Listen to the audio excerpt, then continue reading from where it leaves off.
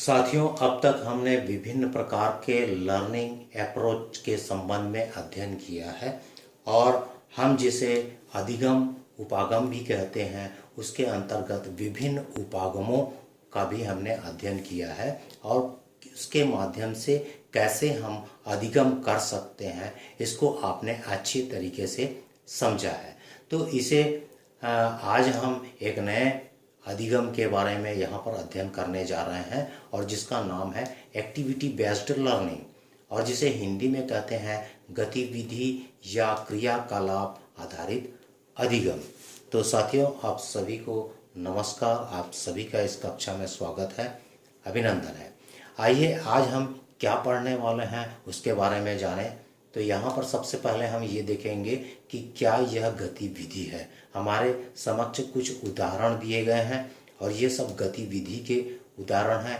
इसके माध्यम से हम यह जानेंगे कि वास्तव में यह गतिविधि की श्रेणी में आता है कि नहीं आता है।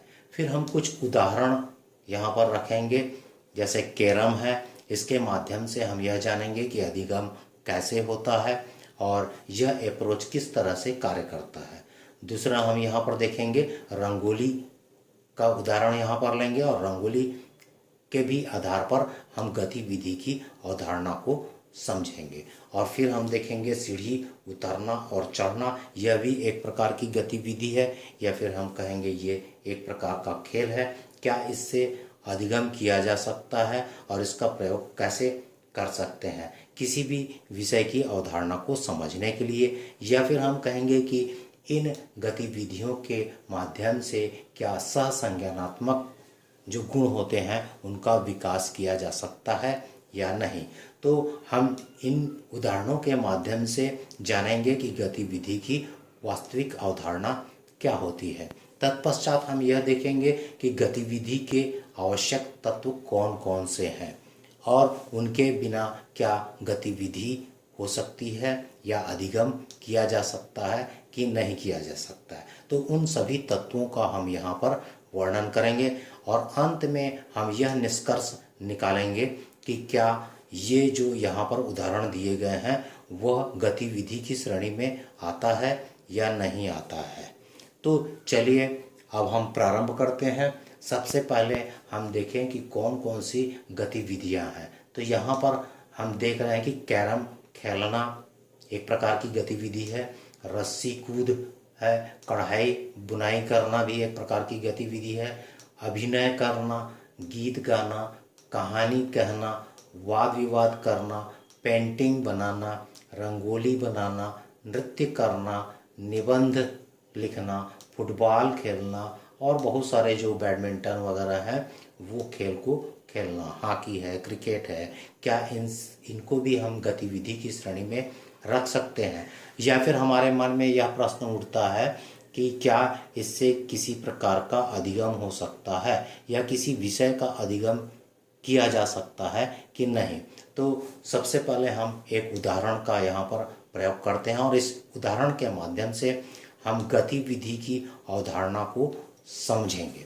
तो सबसे पहले ये देखें कि कैरम खेलने से किस प्रकार के गुणों का विकास होगा या फिर हम कहेंगे कि वे कौन कौन से सहसंज्ञानात्मक तत्व हैं या फिर कहेंगे गुण हैं उसका विकास होता है और वो किस प्रकार से जो बच्चे हैं वो अधिगम का कार्य करेंगे। तो एक तो उनमें उत्साह उत्पन्न होता है और उत्साह उत्पन्न होने से प्रेरणा आती है कह सकते हैं। और दूसरा हम देखें टीम भावना उनमें उत्पन्न होता है, सामर्थ्य उत्पन्न होता है, मूल भावना या फिर मौलिकता का यहाँ पे प्रदर्शन होता है, बुद्धि का प्रयोग किया जाता है, यानी वे सोचते समझते हैं या फिर अपने बुद्धि का प्रयोग कर सकते हैं। और यदि हम देखें तो आनंद आता है, उन्हें हर्ष होता है, खुशी होती है, ध्यान लगाया जाता है किसी भी चीज़ पर। यदि हम कैरम खेलते हैं तो आपने ध्यान दिया होगा कि हम ध्यान से खेलते हैं ताकि जो उसके जो लक्ष्य हैं उसको हम प्राप्त कर सकें। उसी प्रकार शारीरिक गति होती है और फिर सोचना भी होता है, हम सोचते हैं, चिंतन इत्यादि करते हैं और रिजल्ट को पाने की कोशिश करते हैं। हम दूसरा उदाहरण देखें कि इनमें किन किन गुणों का विकास होता है या किस प्रकार से ये अधिगम करते हैं। तो दूसरा उदाहरण है रंगोली। रंगोली बनाने से क्या हो सकता है, रंग संयोजन करने की क्षमता का विकास होता है और आकृति बनाने की क्षमता का या फिर हम कहेंगे कौशल का निर्माण होता है। आनंद आता है, उन्हें खुशी होती है, कल्पनाशीलता में वृद्धि होती है, कल्पना कर सकते हैं और उसका रिजल्ट प्राप्त कर सकते हैं। मौलिकता उनका इस बारे में उनका पता चलता है और हम कहेंगे कि रंग चुनना, वे जो एग्जैक्ट कलर है उसका चॉइस कर सकते हैं। आरेखन यानी कि रेखांकन या आरेखन या रूपरेखा बनाने में उन्हें मदद मिलती है। सृजनशीलता में वृद्धि होती है। तो रंगोली यदि कोई बच्चा बनाता है तो इतने सारे गुणों का विकास होता है, या हम कह सकते हैं कि इन क्षमताओं का विकास होता है और वो सीखते हैं इन क्षमताओं के संबंध में। तीसरा जो हमारे पास उदाहरण है वह है सीढ़ी उतरना और चढ़ना। इससे क्या सीख सकते हैं बच्चे, तो हम देखें कि सीढ़ी उतरने और चढ़ने से गिनती करना सीख सकते हैं, जोड़ना सीख सकते हैं, घटाना सीख सकते हैं। वे प्रयास करने का गुण विकसित कर सकते हैं, अभ्यास करने का गुण विकसित कर सकते हैं, तर्क कर सकते हैं, कल्पना शक्ति में वृद्धि होती है, मनोरंजन उत्पन्न होता है, उन्हें खुशी होती है, उनको अच्छा लगता है, क्रमबद्धता को सीखते हैं, सीढ़ी किस क्रम में है और किस क्रम से उतरते हैं ये भी उनको पता चलता है। शारीरिक गतिशीलता होती है, शारीरिक विकास होता है। तो इस प्रकार हम देखते हैं कि इन 3 उदाहरणों के माध्यम से, जो कि गतिविधि के उदाहरण हैं, हम गतिविधि की अवधारणा को समझ सकते हैं कि गतिविधि वास्तव में है क्या। अब आइए हम देखते हैं कि गतिविधि के आवश्यक तत्व कौन कौन से हैं। तो यहाँ पर यह लिखा हुआ है कि इसके जो तत्व हैं उसमें प्रमुख है वो अध्यापक है, दूसरा विद्यार्थी है और तीसरा विषय है। तो अध्यापक टीचिंग का कार्य करते हैं और विद्यार्थी क्या करते हैं, सीखने का कार्य करते हैं। और किस संबंध में सीखते हैं वह यहाँ पर पाठ्यक्रम या विषय वस्तु होता है।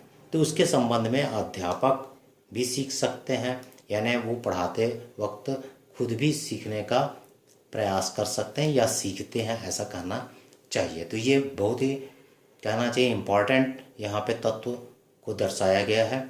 दूसरा हम देखें कि प्रेरणा एक बहुत ही यहाँ पर महत्वपूर्ण तत्व है कि प्रेरणा उत्पन्न होता है।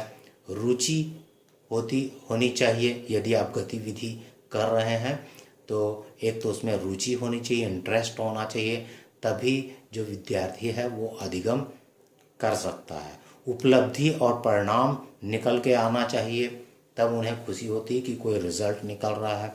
किसी प्रकार की गतिविधि को करने से अचीवमेंट होना चाहिए या रिजल्ट उन्हें प्राप्त होना चाहिए।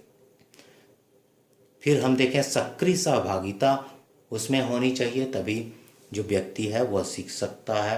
यानी सभी जितने भी सदस्य हैं खेल कूद कर रहे हैं या किसी प्रकार की गतिविधि कर रहे हैं तो सबकी सहभागिता उनमें होनी चाहिए। ध्यान केंद्रित होना चाहिए खेल के प्रति या गतिविधि के प्रति, तो ये भी बहुत महत्वपूर्ण तत्व है।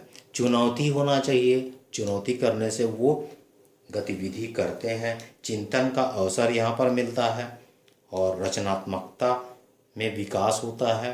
क्रिएटिविटी में अनुभव का उपयोग वे कर सकते हैं। गतिविधि तभी बहुत अच्छे ढंग से होता है जब वे अपने अनुभवों का प्रयोग किसी खेल या गतिविधि में करते हैं।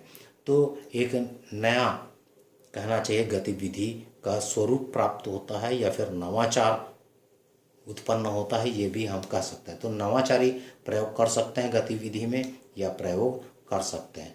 यहाँ पर जो तत्व दिया गया है वो है TLM। इसका अर्थ है टीचिंग लर्निंग मटेरियल या शिक्षण सामग्री होनी चाहिए जिसके माध्यम से गतिविधि को की जाती है। तो TLM बहुत ही आवश्यक तत्व है जिसके बिना गतिविधि नहीं की जा सकती है। तो प्रत्येक गतिविधि में कुछ ना कुछ TLM होना चाहिए। जैसे यहाँ पर आप देख रहे हैं कि कैरम है, तो इस एक प्रकार का वो टीचिंग लर्निंग मटेरियल है। उसी प्रकार रंगोली में जो बनाने के जो मटेरियल हैं वो सब TLM के अंतर्गत आएगा। और हम देखेंगे तो बहुत सारे जो TLM का प्रयोग अधिगम के लिए किया जा सकता है। तो आनंद का अनुभव होना चाहिए और अनुभव का प्रयोग भी होना चाहिए। कौशल, क्षमता और कहेंगे योग्यता का प्रदर्शन किया जाता है। किसी भी गतिविधि में यह आवश्यक तत्व है कि कोई भी जो छात्र है या विद्यार्थी है या शिक्षार्थी है वो अपने कौशलों का प्रदर्शन करता है और अपने क्षमताओं का प्रदर्शन करता है, योग्यताओं का प्रदर्शन करता है। तो इस प्रकार वहाँ पर उनको खुशी होती है और वह अधिक तीव्र गति से अधिगम की क्रिया में शामिल होता है। अब हम आते हैं निष्कर्ष पर। हमने बहुत सारे यहाँ पर उदाहरण आप लोगों को बताए हैं, या फिर हम कहेंगे कि गतिविधियाँ उदाहरण के रूप में यहाँ पर दर्शाई गई हैं। अब यहाँ पर कुछ जो गतिविधियाँ हैं उसमें आप लोगों को यह निष्कर्ष निकालना है कि वास्तव में क्या यह गतिविधि की श्रेणी में आता है या नहीं, या इससे कुछ बच्चे अधिगम कर रहे हैं कि नहीं। तो यहाँ पर हम देखेंगे रटना है, रट लिया जाता है और उसको बोला जाता है। तो क्या यह गतिविधि है? नियम का याद होना, किसी प्रकार का जो नियम है वो केवल याद होता है, तो क्या वह गतिविधि की श्रेणी में आएगा? बार बार बोलना क्या गतिविधि है? या शिक्षक के द्वारा प्रदर्शन करना गतिविधि है? या फिर नकल करना या फिर प्रतिलिपि को उतारना क्या गतिविधि कहलाएगा? तो आप सभी जान गए हैं कि गतिविधि का क्या अर्थ होता है, और इस स्वरूप से यदि हम देखें तो यह गतिविधियों के श्रेणी में नहीं आता है।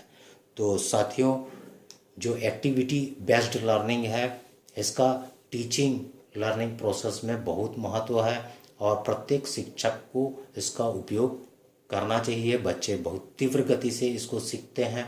तो आज के कालखंड में बस इतना ही हम यहाँ पर अध्ययन करेंगे और नेक्स्ट पीरियड में हम एक नए विषय को लेकर आपके समक्ष उपस्थित होंगे। तब तक के लिए आप सभी को बहुत बहुत धन्यवाद और नमस्कार।